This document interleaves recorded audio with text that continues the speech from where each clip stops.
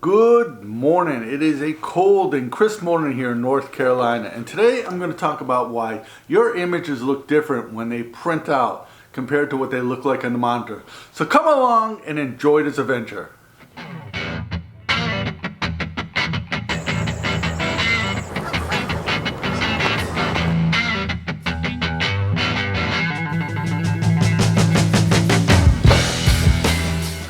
Before we go into why your images don't look the same when they're printed out of your printer versus what they look on your monitor, the first thing I want to ask you is to like and subscribe to these videos. That really helps us in the YouTube world, and I would really appreciate if you did that. Now, one of the things that I really did this whole video before, and I'm redoing this part here because it's something that I didn't cover that I think is very important, and that is the age of your monitor. So if you're printing images and you're not getting the same image on your monitor after you calibrate your monitor and after you use profiles, and the image does not look the same on your monitor as it does when it comes out, there may be another thing to consider, and that might be the age of your monitor. I bought a high-end monitor about 4 years ago, and I'm beginning to realize that maybe my monitor is the issue instead of how I'm calibrating the monitor or how I'm using profiles, because to tell you the truth, it's something I've been getting frustrated with. And I'm coming to the realization that it's the monitor itself.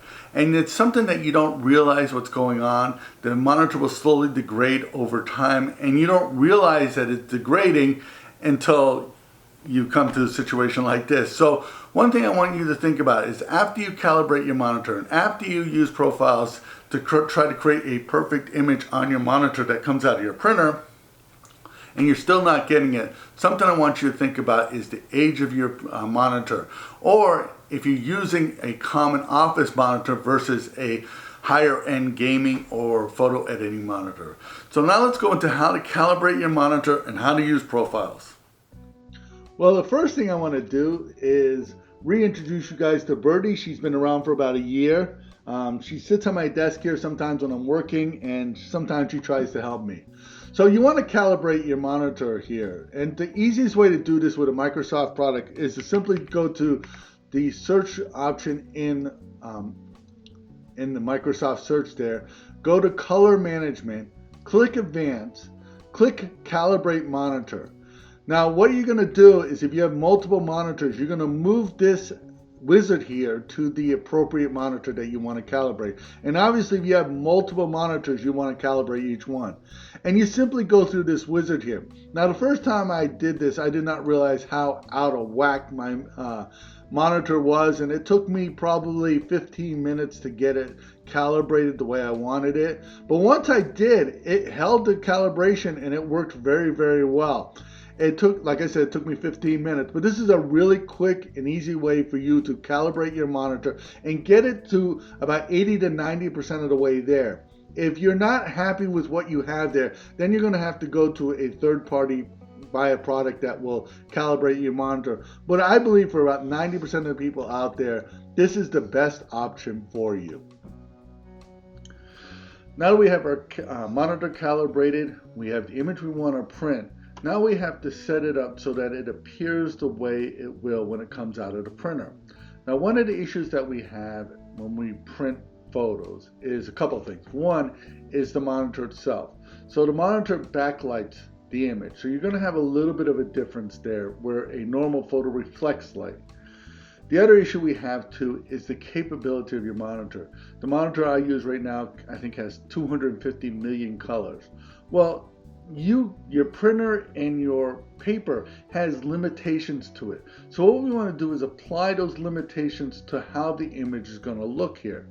So the way we do that is we apply a profile, and you can get profiles from the manufacturer of the paper that you get it from.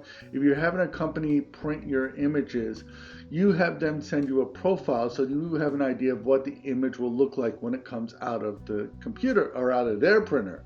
So to apply a profile to your image, we're in the develop module in Lightroom. We hit S, and what it does is it applies a profile. So we're going to select a profile here. I want to print this on a matte paper.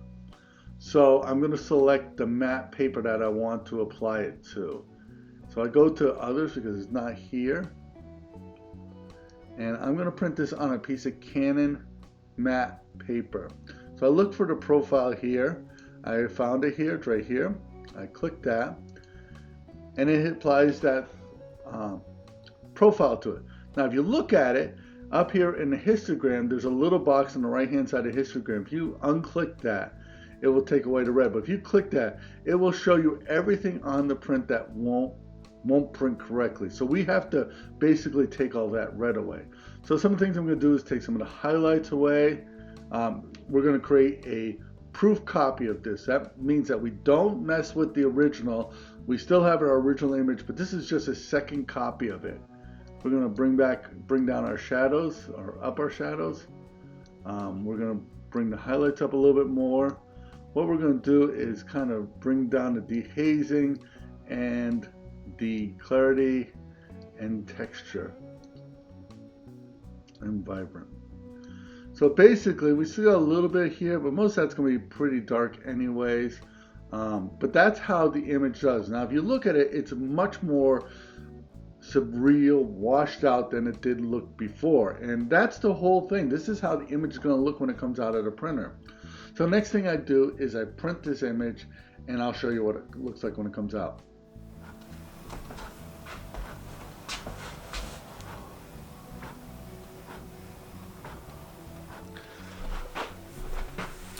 Well, this is the original image that I printed out, and I actually have submitted this into quite a few shows, and I've won quite a few contests with this image here.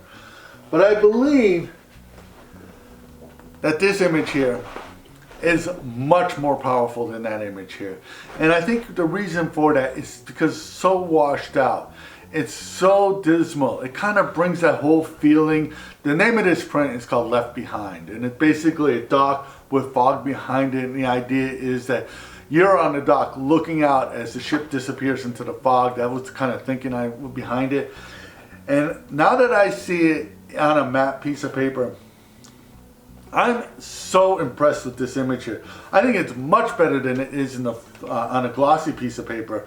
It's a powerful image, and I believe that you're being drawn in much more powerful than it was. And I gotta tell you that I think that I'm gonna have to buy myself one of those tools to calibrate my monitor, because if I saw it on a monitor like this, I wouldn't have had any doubts about printing it.